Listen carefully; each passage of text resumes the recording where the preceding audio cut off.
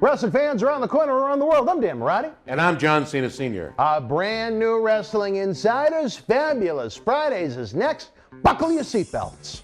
Wrestling fans, the road to WrestleMania continues with Elimination Chamber, and future WWE Hall of Famer Marty Jannetty joins us live for an Elimination Chamber pay-per-view watch-along. Watch the big event with friends, join the live chat, get an autograph, and help keep wrestling legends working. Set a reminder on YouTube for this special episode now, and expect the unexpected. Boston wrestling sports and the MWF explodes into a new year of unknown with professional wrestling content galore, and we need you to join our family. Every Tuesday night at 10 p.m. after we review the previous night's Monday Night Raw, it's Wrestling Insiders at your house with the unpredictable WWE Hall of Famer, Mr. USA, Tony Atlas. Wednesday nights after WWE, NXT, and AEW at 10 p.m., you never know who's going to show up on Wrestling Insiders Special Edition. Every Thursday night at 10 p.m. after our NXT and Dynamite review, it's Marty Jannetty's No Holds Barred Sex, Drugs, and Rock and Roll journey through the 80s and 90s on Wrestling Insiders Party with Marty. Friday nights after the lights go down at the Thunderdome on SmackDown, it's John Cena Sr.'s Wrestling Insiders Fabulous Fridays. Plus, look for classic clips, bonus live episodes, pay-per-view watch-alongs, and more. If you want early, ad-free access to all of our Wrestling Insider talk shows, our acclaimed studio shoot interview DVD library, and to help keep wrestling legends working during the worst of times, for less than a cup of coffee at Starbucks, join our growing family at patreon.com/Boston Wrestling. Expect the unexpected in 2021. This is Mick Foley. This is Harley Race. This is Shelton Benjamin. This is Mr. Wonderful Paul Orndorff. This is the Monster Abyss. And this is Daniel Bryan. This is JBL, and you're watching the MWF. Be there live.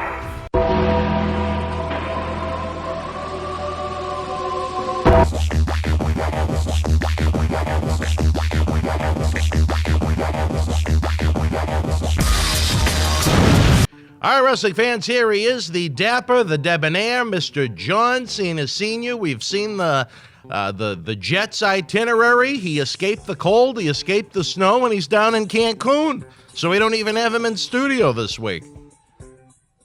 I don't know about you guys, but it's warm and beautiful. A lot of bikini-clad young ladies down here. Got that pina colada, the ocean. It's beautiful. I understand you're in for more snow. Have fun. You, Marty Jannetty. Hi, Marty. It's always an honor, my friend. Well, we'll let Marty know you said hello. Weather permitting, Marty is slated to be here for 3 big days of tapings, which is always a lot of fun. Johnny, come Monday, I don't know if my brain could handle any more partying with some of the content that comes out with Marty and his no holds barred sex, drugs, and rock and roll adventure through the 80s and 90s. Well, you just got to remember, Marty is a wealth of knowledge. And he is a wise sage at that. Type of knowledge you're looking for, but let me tell you something. If you're looking for a straight shooter, somebody's going to tell you like it is and the way it was. There's nobody smarter than Marty. Well, let me tell you this, Johnny. When some of the crack staff here at the studio was looking at the manifesto for the flight to go down to Cancun out of Boston, there was a female passenger listed only by the initial M. So the question came up, did it stand for Moniece or did it stand for Margot? I would have thought just by my private jet, because that's the only way I fly. I would have thought that I would have had booked Moniece for that flight. Just Moniece. Just Moniece. I know that WWE is chomping at the bit to have me and Miss Largo back together, but I don't think that's ever going to happen. Well, I'm still waiting for the bedroom scene on Ms. and Mrs. You're going to wait a long time for that one, Mike. All right, Johnny, a lot to catch up on in the world of professional wrestling. We hate to kick off with the negative, but we lost another member of the Brotherhood recently, within the past week. The natural Butch Reed, Johnny, probably best known to WWE, WWF fans from his 1986 through 1988 run within the company, but earlier in the 80s, one of the top superstars in the entire industry when he wrestled as Bruce Reed. Well, sadly missed. I saw a lot of that man when I watched TV. He made a big impression on the fans. He was one of those, if you take a look at his persona, one of those no BS, I'm here to wrestle, and I'm here to take on any and all comers. Nice gentleman, but in the ring, all business. I don't think I ever had a chance to meet Butch Reed. I'll tell you this, I would have loved to have had him in the studio to hear some of his stories and his memories. And unfortunately, like so many, Johnny, we'll never have a chance to document them. And that continues, Well, that always makes me sad.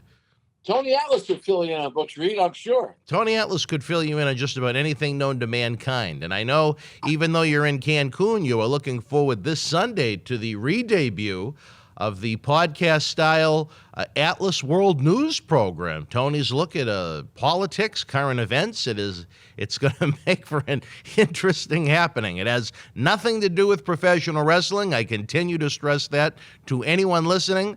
If you are expecting pro wrestling, do not listen. If you are easily annoyed or feel divisive as a result of politics or religion or subjects of those natures, do not listen. It has nothing to do with professional wrestling. It's a platform to let Tony share his own personal opinions on the world going on around us. And some may agree, some may disagree. So it's not created to create conflict. It's just created to give Tony a platform to just talk a little more. I will tell you this. Having done a lot of work with Mr. Atlas, I am always impressed by his knowledge of politics and the world. I tell any fan, I understand what you've just said, but you know what? Why don't you give it a listen? You can always agree to disagree, but we can always still be friends. I think it's worth a listen. Well, he said he would not let the new First Lady Jill Biden walk on him, if you want a spoiler from the program, but that's about all we'll give away right now. He said her feet were too small. All right. Well, Butch Reed, though, Johnny, if you want to play almost the game, The Seven Shades of Kevin Bacon, back in 1986, when Tony Atlas continued to do job after job after job in WWF, including some on television, he walked out of a TV taping prior to what was booked to be a loss to Hercules Hernandez. And Vince McMahon actually went out into the car and brought him back into the building and had a private talk with him. He said, since we brought you back, you've been good. You haven't no-showed. What we want to do is we want to dye your hair blonde, turn you heel. He explained some of the other creative ideas they had. But unfortunately, George the Animal Steele, who I like an awful lot as a talent, and when we worked with him here in Boston Wrestling, the MWF, he almost had the cup to the door, so to speak. And he overheard that Tony had bolted on doing a job and then was being promised this big push from Vince McMahon, including a potential intercontinental title run. And once Vince realized that Steele heard the whole thing, he realized that it was a situation that could not come to fruition because, as you and I both know, that if one person does that, balks at doing a job, runs out to the car, and they bring him back in, then they promise him the world in order to do the job, everybody's going to want to do that. So unfortunately, due to the nature of that beast, Tony was out of a plum position and very soon out of the World Wrestling Federation. And then, funny enough, just a couple of months later in 1986, WWF hires Butch Reed and Slick from the Kansas City territory. And what do? They dye Butch Reed's hair blonde. And in June of 1987, because of the very odd circumstances where Ricky the Dragon Steamboat won the Intercontinental Championship from the Macho Man Randy Savage in one of the true classics in WWE history, just a couple of months after winning the title, all of a sudden Ricky Steamboat wants to take time off, which I wasn't around then. I've never sat down with Ricky and talked to him about it. But, after you win the title in front of 93,000 people at the Pontiac Silverdome at WrestleMania 3, my expectation would be I'd be hitting the road pretty hard schedule-wise, not trying to take months of time off. Wow. My thoughts on that are, I guess, pretty simple.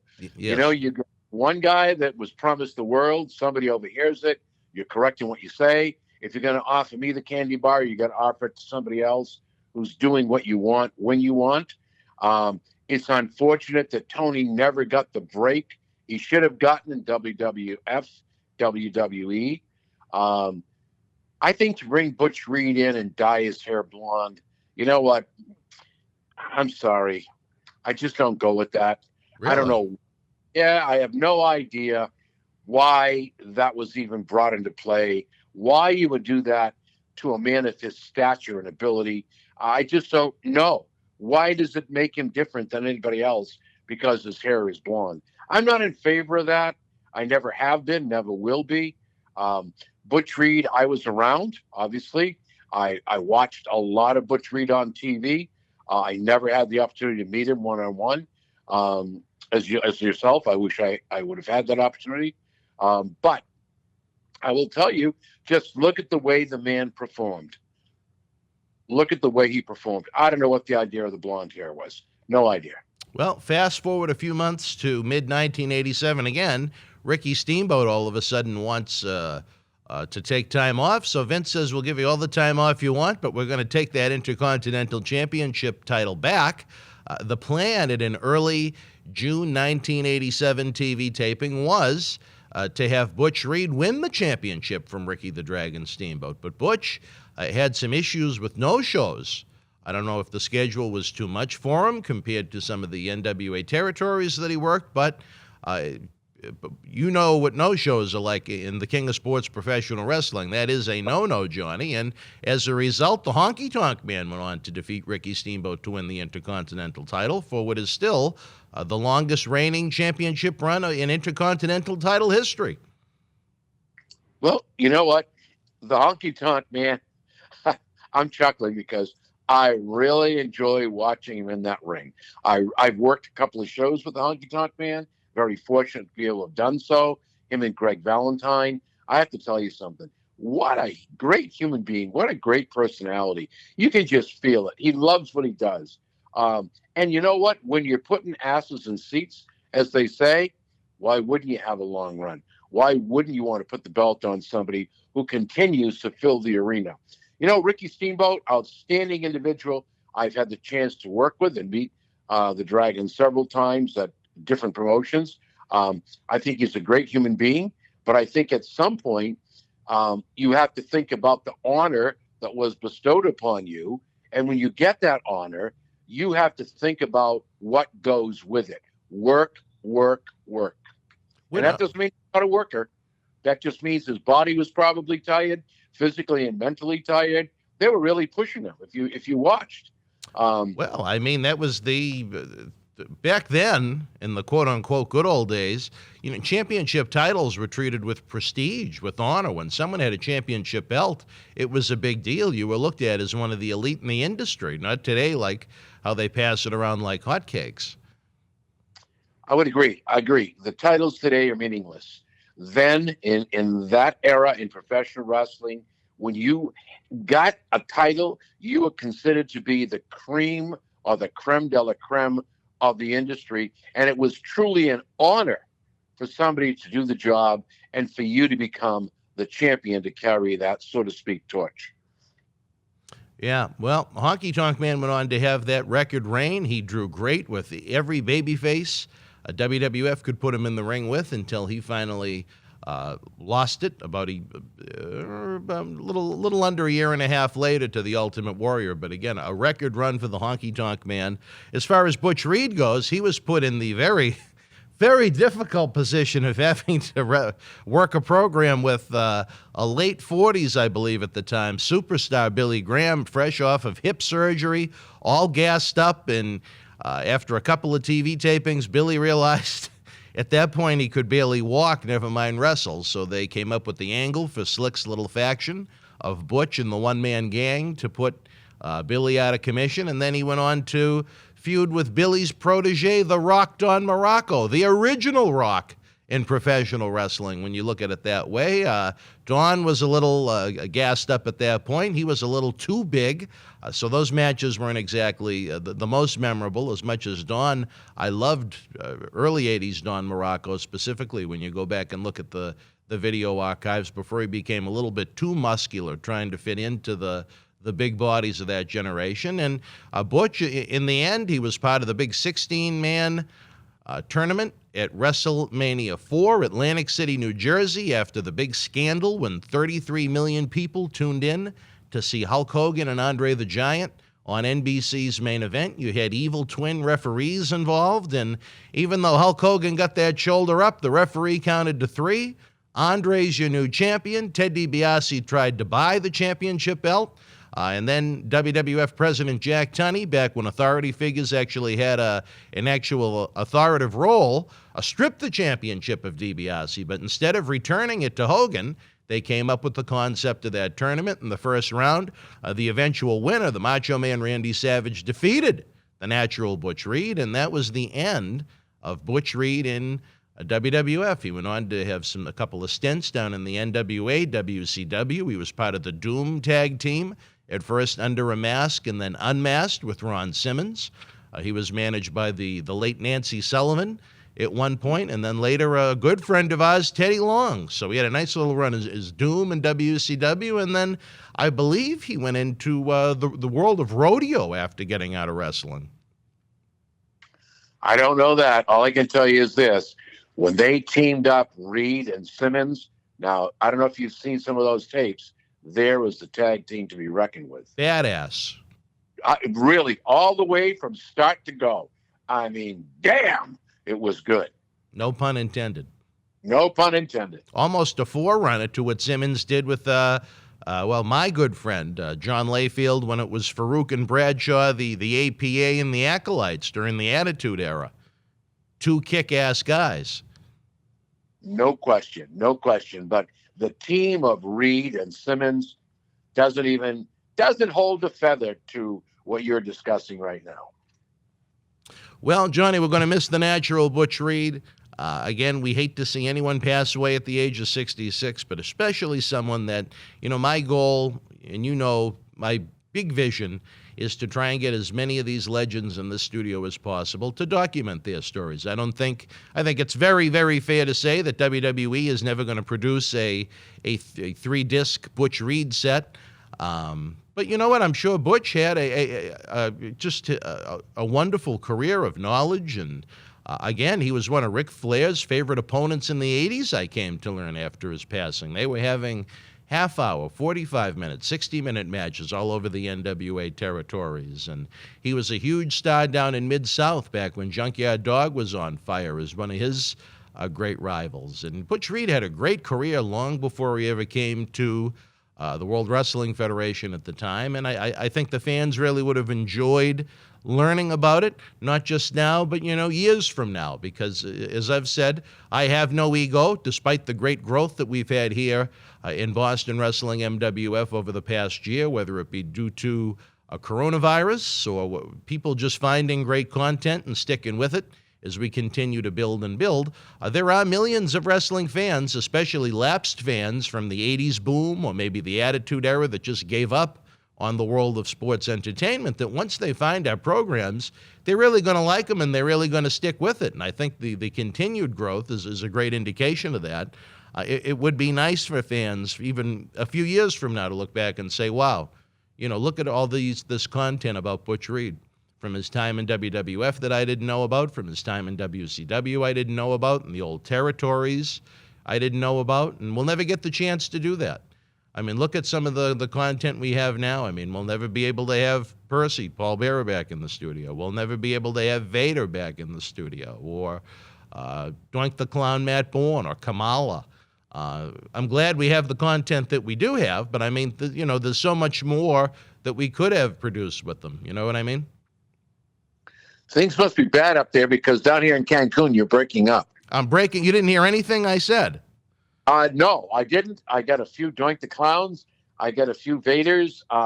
Beyond that, I can assume that what you're talking about, and I'm only going to assume, because you know what happens when you assume, make out an ass out of you and me. My whole thing is, I believe what you're talking about is that you are very privileged, and so are the fans, for you to be able to have time to put these memories on tape so that we would have these for time eternal, so that people would get the insides on Bill Moody, Percy Pringle, Vader, Matt Bourne, unfortunate death situation there. But I think that you're right. People need to know the inside stories, because I think they believe that it's all glory and grandeur. Sometimes there's tragedy. Sometimes there are tragic endings and beginnings, and then, like Jake the Snake Roberts, tragic story in a very blessed ending. So I think people need to know these things. People need to understand what's happening, the real deal. And I think that's what you get when you get people like Bill Moody, Percy Pringle, when you get Vader, Matt Bourne, when you get Tony Atlas. And nobody should have an axe to grind. But I think that you're very fortunate, and the fans are very fortunate, that big time, that you, Boston Wrestling, are taking the time to go out and get these types of stars to come back in and give us the stories that we will never, ever, ever be able to put together again. Sure, we can put together a ton of tapes on Butch Reed's interviews, matches with commentary, but it's not the same. Having done in-studio interviews with you, with Holly Race, with the Boogeyman, with Percy Pringle, you never, ever will have this opportunity to get it firsthand. So, I think that's what you just said. You were about 75% of the way there, Johnny. My point is, it's always difficult when we lose these legends because, WWE, they're probably never going to release a 3-DVD Butch Reed set. So, even though these guys may not have been the top-tier main event guys in WWF for a period of time, one of the faces of the company, so to speak, it doesn't mean that he didn't have a career worth of great experiences, memories, and legends that the fans would, love to hear about, not just now, but years from now. I agree. And I think if the WWE were to do a set, and I think there's a way to do that, it's stars, future, past, and present. And that's how you put that whole thing together. That's how you give these guys who have given their bodies and lives to the business, who have left and are now out there searching and trying to come up with something to do or looking to sustain themselves. You give them this 3-disc DVD. You set up interviews to work on this. So I think the WWE, if they wanted to, could do it. But like business is business, and it's just like you were no different. When we put a show together, you want the top draws. Right. No, and it certainly makes sense. Butch Reed was never a main event guy for WWF. But again, there was life for Butch Reed outside of WWF. So that's why I think, WWE, I've said it before, they own the history they own. They bought the libraries they bought. They can produce history any way they want to. But that does not mean there isn't a platform for these great legends to tell their stories. And I think that our studio is a great place, especially now where there's no independent shows for them to make an income off of, very few autograph signings, no fan fests and things like that. WrestleMania is probably going to be another big disappointment for a lot of the legends that look forward to that week to try and make a big part of their income for the year. If we can do our small part here in this great studio and the fans can support us, whether it be watching it on YouTube, joining the Patreon channel and things like that, we can do a world of good here, even if it's just a small way. As I like to say, every dollar starts with a penny. Well said, Mr. Marty. Well, Johnny, we very rarely agree, but right now, folks, we're going to take a brief timeout. We want to give you a reminder that Mr. Jannetty is going to be with us partying during our Elimination Chamber pay-per-view watch-along. We'll be back with John Cena Sr. after this brief timeout. Wrestling fans, the road to WrestleMania continues with Elimination Chamber, and future WWE Hall of Famer Marty Jannetty joins us live for an Elimination Chamber pay-per-view watch-along. Watch the big event with friends, join the live chat, get an autograph, and help keep wrestling legends working. Set a reminder on YouTube for this special episode now, and expect the unexpected. Wrestling fans around the corner, around the world, I'm Dan Marty. And I'm Mr. USA WWE Hall of Famer Tony Atlas. The road to WrestleMania has begun. Wrestling fans are looking to add to their man caves. You got to see what we have in the eBay store. Check it out. Support wrestling insiders and keep wrestling legends working on eBay. Get this limited edition WWE NXT Johnny Gargano personally autographed 11 by 14 comic book style poster, a great addition to the collection of any Johnny Wrestling or NXT fan direct from WWE. Also comes with a mystery autographed 8 by 10 photo and an on-air shout-out from WWE Hall of Famer Mr. USA Tony Atlas on Wrestling Insiders at your house. Get it now. All right, Mr. Cena, it has been a pleasure to have you joining us out of country right now. Well, it's a pleasure to be able to join you and the fans. But again, I wish I could have you all down here along with Marty Jannetty so we could be partying with Marty. And you know what? Have one Cancun big party. But enjoy the storm. I'm going to enjoy this pina colada. As I said before, the young ladies, I'll be taking the yacht out very shortly. And I'll be thinking of all of you. Well, Johnny, hopefully, I don't know when you're planning on coming back to the United States, but hopefully much sooner than later, and maybe even next week we could get you in studio, depending upon, I know you do not like that cold and you do not like the snow, so I can certainly understand you wanting to hit the road for that. We'll have to take a look at the fabulous weather team that you've assembled to advise you on these maneuverings. Yeah, well, I have that team, and that team guides me so that I don't make any big mistakes. But, you know, I'll tell you what, I'm going to be back in the United States Tuesday evening. So perhaps if you wanted to get some in-studio stuff done, I'd be available to do stuff with you probably on Wednesday. Really?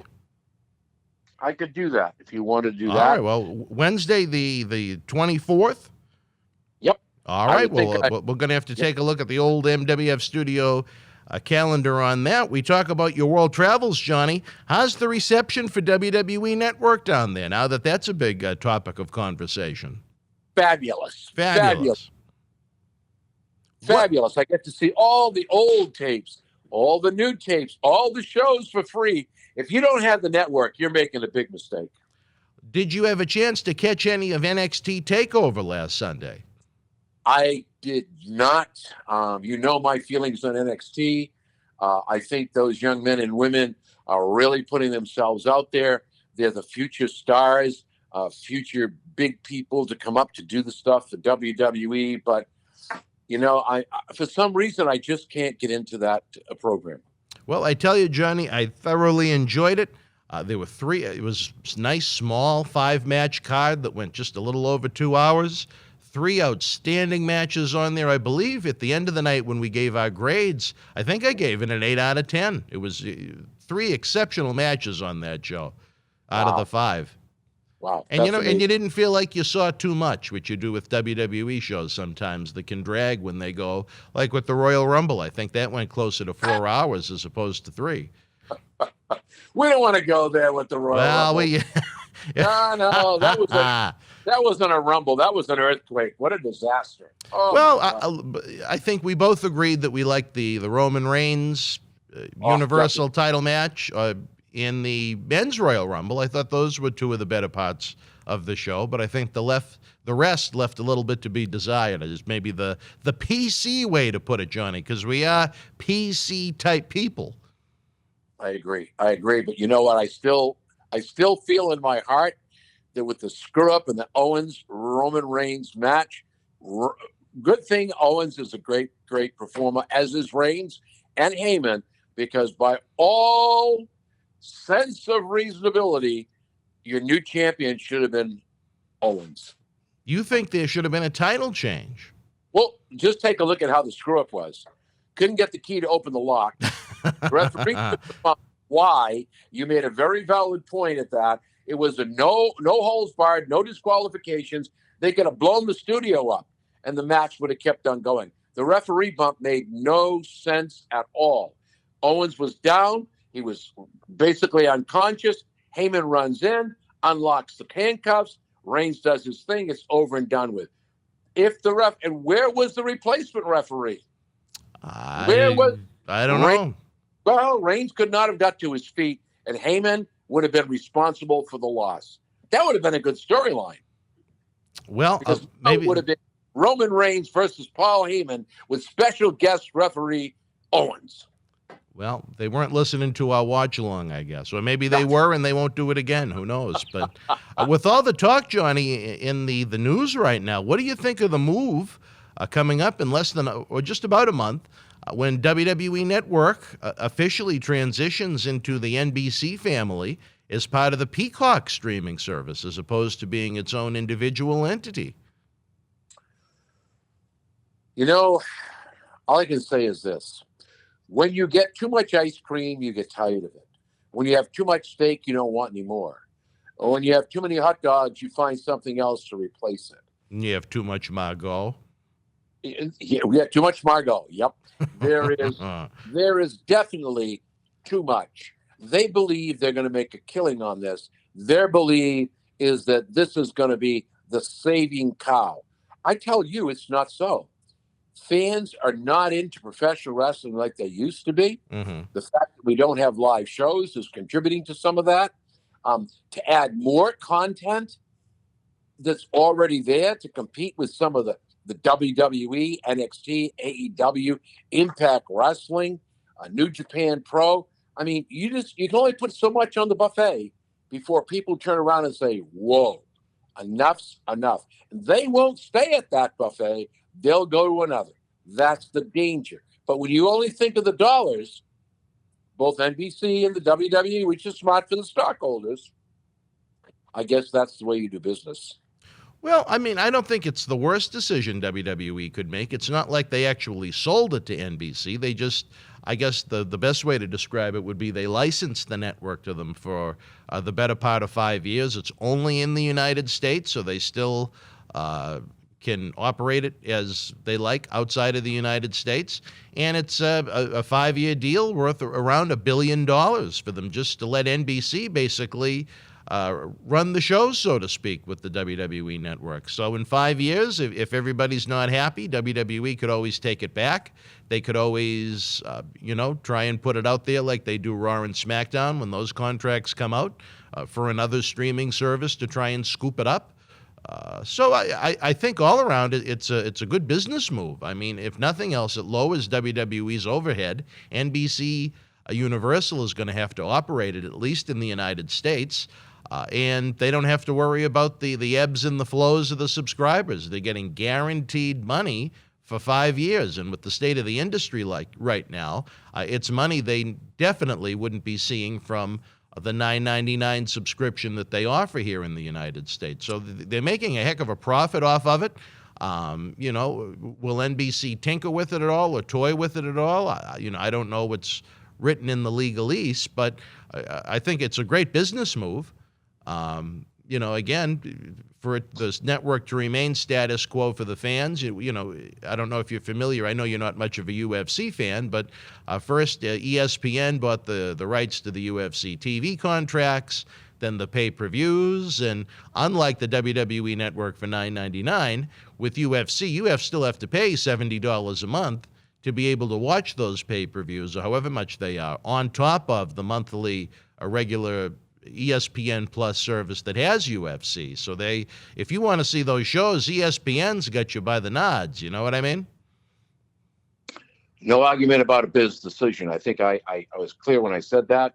A genius at the helm for the WWE. There is no question about that. I've never said he was not. Vince is a very, very smart businessman. All I'm saying is that don't expect to make a bundle off of something that's being oversaturated. Now, everybody wants to get into the wrestling business. NBC, the Peacock thinks people are going to really stream this. They'll get bored and tired.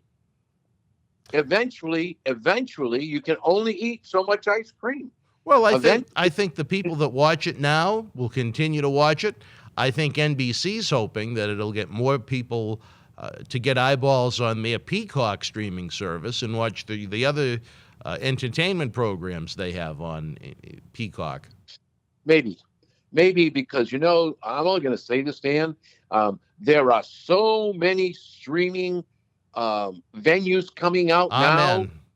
You have more than you can shake a stick at. I was talking to somebody the other day, matter of fact, a friend down here in Cancun who runs a streaming situation. His basic comment was, There's so many out there that when you finally add up what you're paying us to watch the streaming, you probably could get the same deal through a satellite TV or a Fios or any type of situation like that, because you're going to pay for the HBOs, the Cinemax. You're going to pay for the Peacock streaming for professional wrestling. So there are more and more people joining the streaming business. Look, I've always said this, and I'll stand behind it 100%. 2, 3, 4 furniture stores on the same street, as Vince would say, or Triple H, or Stephanie, or Shane, is good for business. But when you start having 25 or 30 on the same street, yeah, I guess you get the message. Well, Johnny, I know as a man, I don't know, do you subscribe to Comcast Xfinity to get WWE Network? I do not. Oh, so you'd have to subscribe then to Peacock to get it. I will not. You will? I will. You know what? Guess what? Me and the WWE Network are coming to an end. I'm just not going to be bounced around like that. I don't think it's right. I don't think it's fair. I think that what needs to happen is it worked. Stay where it worked, because I'm going to tell you something. I don't think I'm going to be the only fan that's going to rebel. Well, if you had, because it's not about wrestling anymore. It's about, if I get you in for the ice cream while you're in my store, I sell hot dogs and candy too. There you go. So let's just say you had the Peacock network, Johnny, with WWE Network included. Would you watch a program like The Office maybe after watching a little wrestling? Why? I have Roku that gives me the same advantage. See that? I have Roku. I have Apple TV. I have the Fire Stick. Why would I need Peacock? Tell me why I need it. To get WWE Network. You know what? WWE Network, whatever you say, we want everything. WWE, we want everything. And when you try to take over all the territories, you know what? Napoleon tried, Rome tried, the Huns tried. Eventually, there's a crack in the glass. Well, for me, it works out pretty good because I'm a Comcast subscriber, so I get Peacock with it. Good for you. You know what? For all of you that have that situation, good luck. God bless. It's a benefit. I'm going out and get Comcast so I can stream the Listen. But all of Peacock. I have Verizon. I have great, highest speed you can get. I've got great streaming. Why is it only being offered through Comcast? Well, because Peacock is part of the NBC Comcast family. Universal family. But no, here's the thing. It's included with your subscription if you have that. Anyone can buy it, but it's included with it if you have Comcast. Right. So now you're asking me to spend some more. You know what, Dan? Well, people were spending more before if they wanted to subscribe. I understand. But you know what? Now, guess what? If I want a choice, I now have to connect with a provider that I really don't want to do business with. Or you could just subscribe to Peacock. You don't have to have Comcast to get Peacock. Peacock comes with the Comcast subscription, but Peacock can be streamed by anyone that has internet for a nominal fee, I guess is the best way to put it. Right. You can stream to any of these services. Right. When you buy your next smart TV, I know you're a wealthy man. Oh, yeah. Make up you don't have any money. Listen, you're only a couple million short of Fabo right now.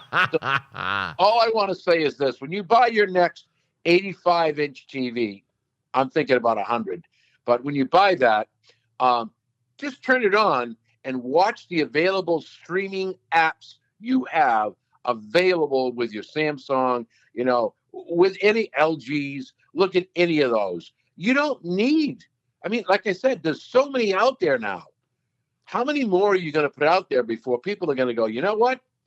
I could get Dish TV. I could get, cable TV through Comcast, if you want to say that, Xfinity, and pay the same amount and get more. Because what's happening is, because of the competition from streaming, these companies, Dish and Comcast, Xfinity, what they're doing is they're offering you more for less. Oh, what do you pay with streaming? I'll tell you what I'll do. I'll give you HBO and Cinemax free. that's part of your package. No charge. Yeah, I mean, So if you want to hustle and bustle, you can get better cable packages nowadays with more premium things thrown in at a lesser rate because no one wants to lose those numbers, any of those public companies.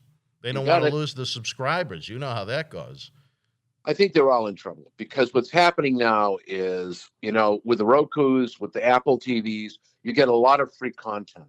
I just switched over to the highest speed with Verizon, and they gave me Discovery X free for a year. I happen to like that Discovery. I like the History Channel. I like PBS. Those are the kinds of programs that I like. I enjoy watching the cooking shows. But you know what? It's all free. What do you like on the Discovery Channel, Johnny? Discovery has a lot of interesting documentaries. They had one, National Geographic had one on Inside the Vatican, which is very eye-opening. Oh. Yep, they have. They had great stuff on Egyptian. Tutankhamun on Discovery was a very enlightening, mind-blowing situation with this young king, cause of death, etc. There's a lot to learn. The History Channel, I love watching. What is it? Where they make that swords and the knives. That's quite forged. That's quite a good show. There's just so much content out there that you can watch. And my question to you is now, once COVID is over, and it's coming to an end, and it will come to an end, people will be spending more time outside than inside. People are spending more time out and less time inside watching TV. Matter of fact, most people now don't watch a hell of a lot of TV because there's really nothing to watch, and anything worth watching you have to pay for. With people losing their jobs, with situations changing the way it is, the last thing you want is a $100 TV bill to watch your own TV. Well, I mean, if you add it up for those that try and rebel against cable television, I kind of look at it that cable is almost the better deal. I mean, as you noted, there are just so many different streaming services right now. I mean, even if you subscribe to 3 or 4 of them, it starts to add up. Oh, yeah, it does. It does. And nothing's free. People say Apple TV is a great deal. Well, there's a fee in there monthly. So, Roku is probably the best deal out there right now, I guess. And I'm not pushing anything, but I happen to like it. I have the HD. It's great. I pick and choose what I want. If Game of Thrones is on for 4 weeks on HBO, I only buy 4 weeks of HBO and then it's over. I'm not forced to commit. And that's the difference between the streaming and the cable companies and Dish TV and all these other companies. You've got to commit for 6 months. Do you have a standard cable package right now or no? I have Dish TV. I have the you have Dish TV. The basic of basics for Dish TV. I had it on 1, 2, 3, 4 or 5 TVs. I only have it on 2. Wow. So does it come with a channel like Nessun for those that are Boston sports fans? Yes, but there again, it may be a charge situation. Ah, I see. Well, you see how streaming is a wonderful thing. Believe me when I tell you this, and I'm sure you're very up on this stuff more than I, but streaming is the way of the future. I think it's the way of the future, but I think for all these people that think they're saving all kinds of money, I think they're kind of naive unless they only subscribe to maybe 1 or 2 of them, because it adds up to be just as much as what the regular standard cable bill would be, if not more, depending upon how many you subscribe to. See? And that's what my friend in Cancun is saying to me. Well, saying, we agree. And actually add it up with their spending with the streaming, take a look at the package you could get it, and you hit the nail on the head. We're off wrestling now. I don't know how we get off of this, but especially if you go to the cable company or Dish TV or whoever and say, hey, wait, I've been with you 10 years, 15 years, 20. I've been with Dish TV close to, 20 years, 16 years, whatever. I'm leaving. Bye. What can we do to keep you? Yeah, they'll try and seduce you. They'll try and sweeten the pot, almost like Margot does. I think she runs Dish TV, but that's all right. With her undergarments. She adds a little variety, almost like the streaming services. Margot's secrets, like Victoria's Secrets. I understand. She said with you there are no secrets, but that's a different story for a different time. All right, here we go. Well, but again, for those fans that have Comcast, Xfinity, I guess you're in for a little bit of a treat because you can save a few bucks if you already have WWE Network. I think for those that do not subscribe, there's even going to be a version, if you're willing to have commercials, it's only $4.99 a month instead of $9.99. So there's another little bit of a perk.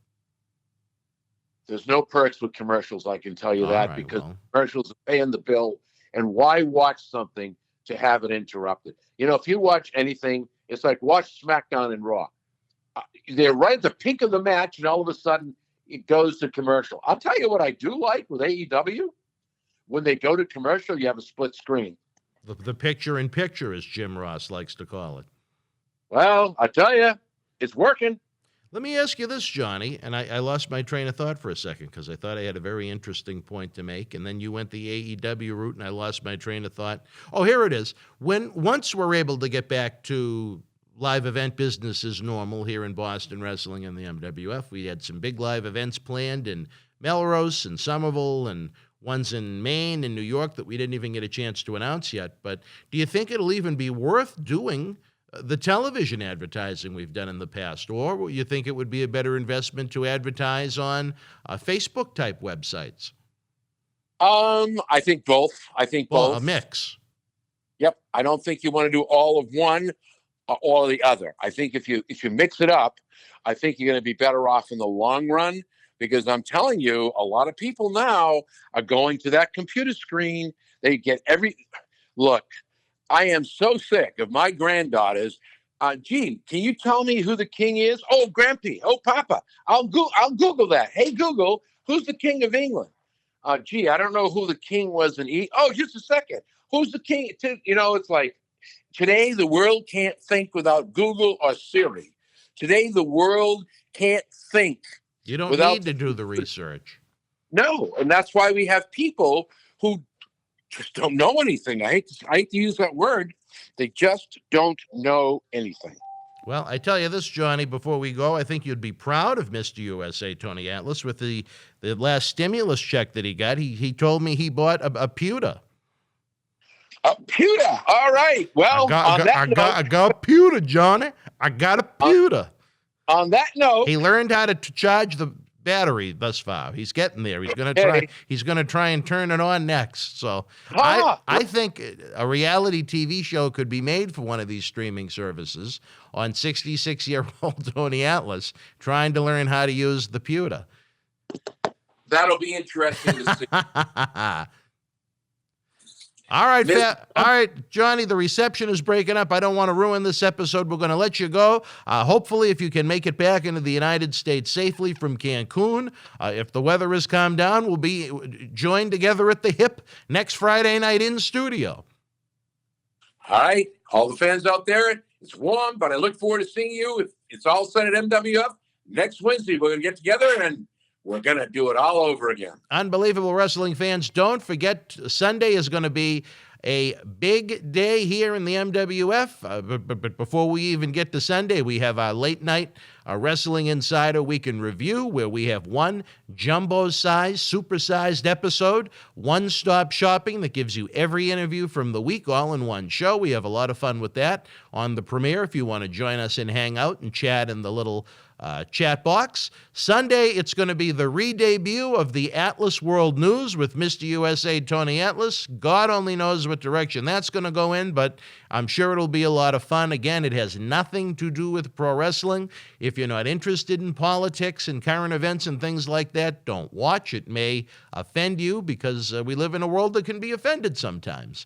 Then Sunday night, again, live at 7 p.m., it's our WWE Elimination Chamber pay-per-view watch-along with Marty Jannetty himself. You can get an autograph mailed directly to your home for yourself, for your wrestling collection. You can give it as a gift to a friend, however you want to. Marty will sign it, and we will mail it right to you. And then our talk show rotation begins again next week.